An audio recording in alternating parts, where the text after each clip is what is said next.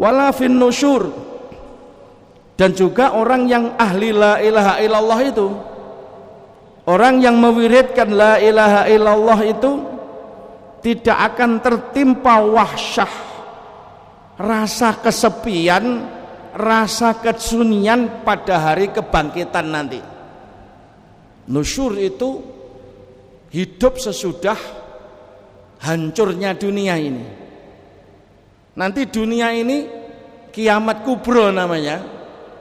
Allah memprosesnya kerusakan atau kiamat kubro itu dengan idza zulzilatil ardu zilzalaha wa akhrajatil ardu asqalaha.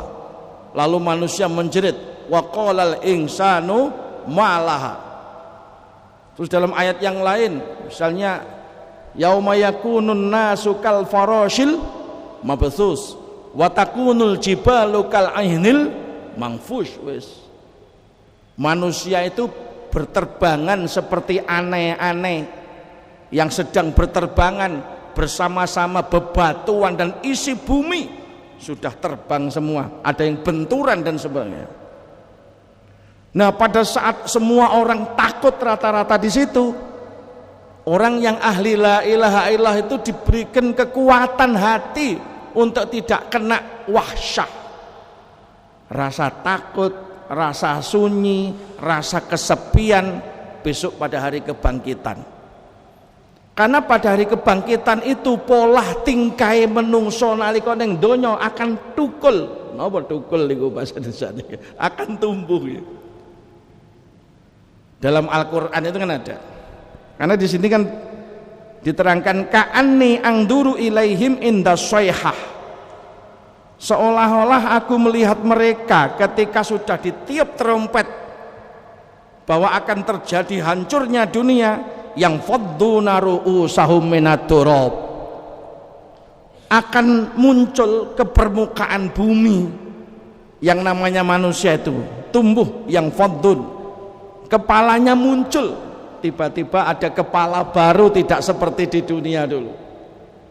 Di dunia wajar seperti ini, tapi dalam Al-Quran dinyatakan yauma tabyaddu wujuhu wa taswaddu wujuh. Ada yang wajahnya putih bersinar, ada yang wajahnya hitam pekat. Kenapa ada yang putih, ada yang hitam pekat? Wa ammal ladzina aswaddat wujuhuhum akafartum ba'da imanikum fadhuqul adzaba bima kuntum takfurun. Wa ammal ladzina aswaddat wujuhuhum, surat Al-Imran nggih. Adapun orang-orang yang wajahnya hitam pekat, tumbuh ke permukaan bumi yang baru itu tadi, di mana hamparan bumi yang sabtuju sab'a samawat dijadikan satu oleh Allah, tumbuh makhluk baru, wajahnya hitam pekat karena dia menjadi orang kafir sesudah mukmin. Naudzubillahi min.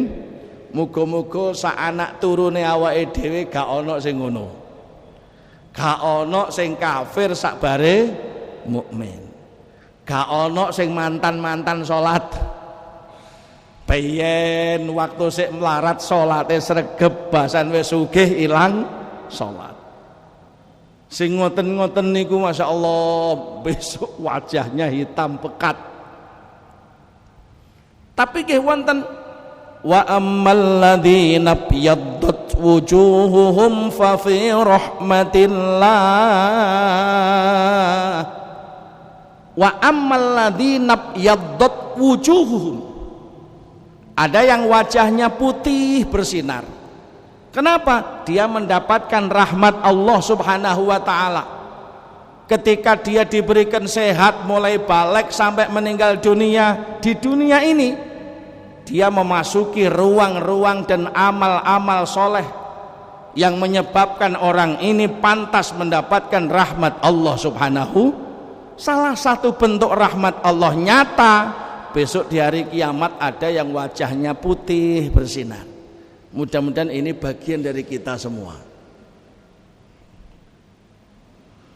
Nah, orang-orang itu yaqulun, dia mengatakan bersyukur kepada Allah ketika muncul ke permukaan kepalanya kelihatan itu, alhamdulillahilladzi adhaba 'annal hazan inna rabbana laghafurun syakur.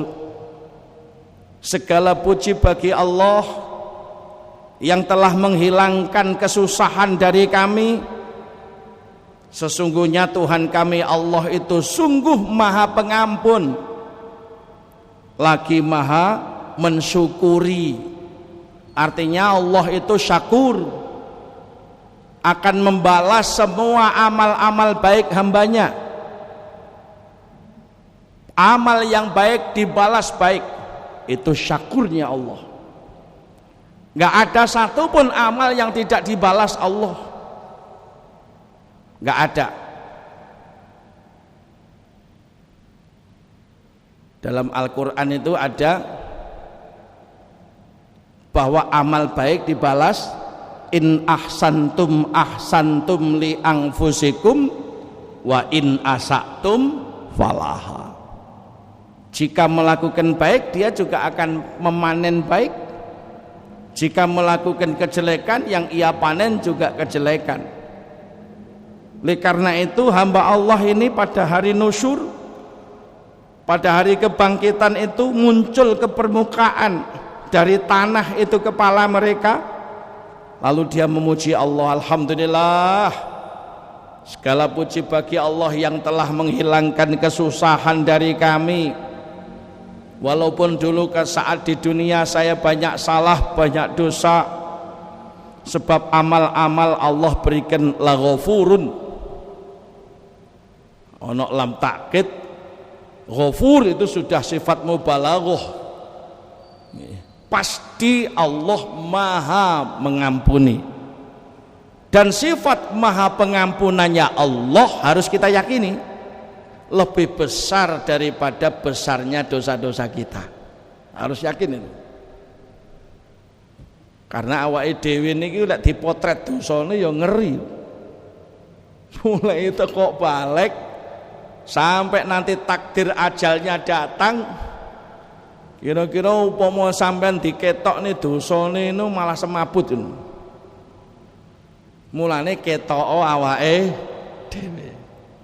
Lah supaya orang itu memiliki kemampuan mudah melihat salahnya, memiliki kemampuan mudah melihat dosa-dosanya, oleh Allah dan Kanjeng Nabi diperintah memperbanyak zikir. Dan afdhalu dzikri, zikir yang paling afdal untuk menggapai fawaid keafdalannya adalah la ilaha illallah. Mudah-mudahan kita bisa melakukan istiqomah zikir la ilaha illallah. Inna kulla hasanatin ta'maluha tuzanu yaumal qiyamah. Sesungguhnya semua amal baik itu akan ditimbang besok pada hari kiamat. Kapan? Yaumiddin bahasa Fatihahnya ya. Bismillahirrahmanirrahim.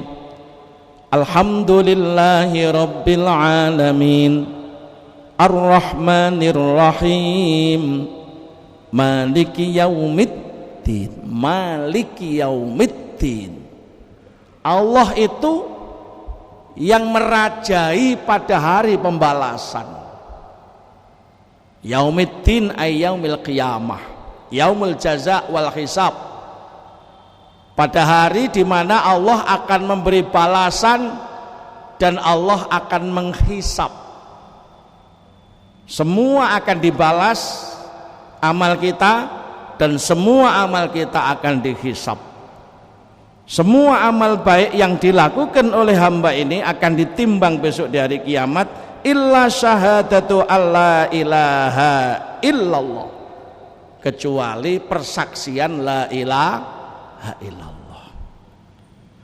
Fa innaha la tudau fi mizanin Karena la ilaha illallah itu tidak akan diletakkan di dalam sisi timbangan. Kenapa? Li'annaha law wudi'at fi mizanin mangqalaha shadiqan wa wudi'atis samawati wal arduna sam'u wa ma fihinna kana la ilaha illallah arjahu min dalik. Karena la ilaha illallah itu kalau diletakkan di satu sisi timbangan, dibaca oleh orang yang shadiqan, membacanya shadiqan, temenanan, jujur, tulus karena Allah. Wa wudi'atis samawati wal arduna sam'u, dan sisi yang lain diletakkan langit-langit dan 7 bumi serta isinya, wa ma fihinna kana la ilaha illallah arjahu min dalik.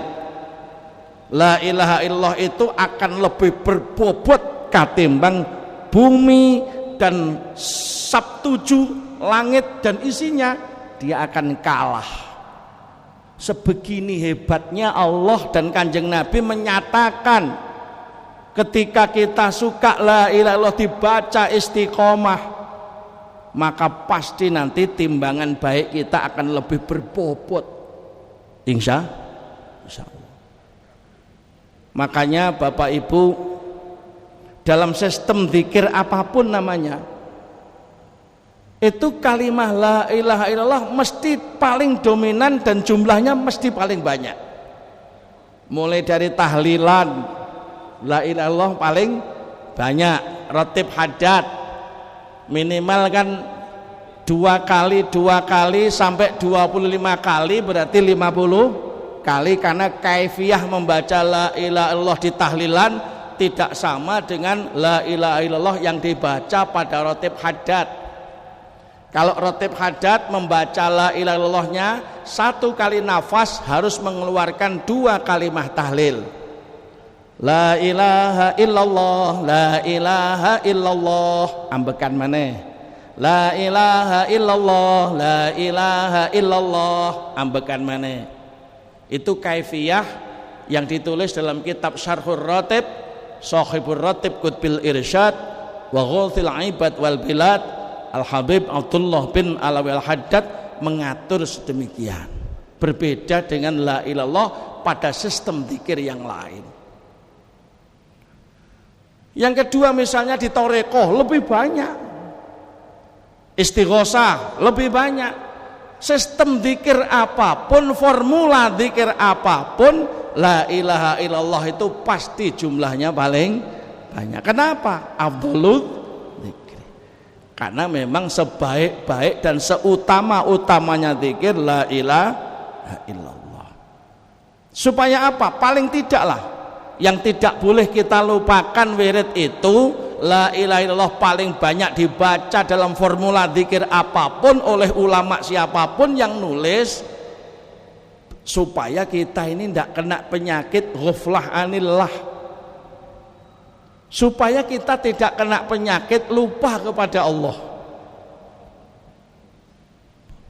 Penyakit paling berbahaya di dunia bukan penyakit fisik, bukan corona. Penyakit paling berbahaya ketika orang lupa kepada Allah.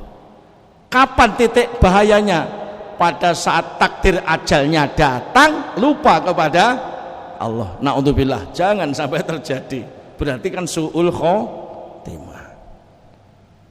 Oleh karena itu pada saat kita bisa mengembuskan nafas terakhir dan kita masih ingat la ilaha illallah, insya Allah menjadi salah satu alamat husnul khotimah. Dan tidak ada balasan lain orang yang husnul khotimah kecuali al-jannah, di surga Allah subhanahu wa ta'ala. Mudah-mudahan kita bisa istiqomah. Besok di hari kiamat timbangan amal baik kita lebih berbobot karena istiqomah ikut tahlilan ya. Jadi tahlilan, dalil-dalil tentang la ilaha illallah inilah nanti salah satu yang melatar belakangi lahirnya jamaah tahlilan halala yuhallilu tahlilan, memasyarakatkan kalimah la ilaha illallah lalu menjadi jamaah, menjadi institusi.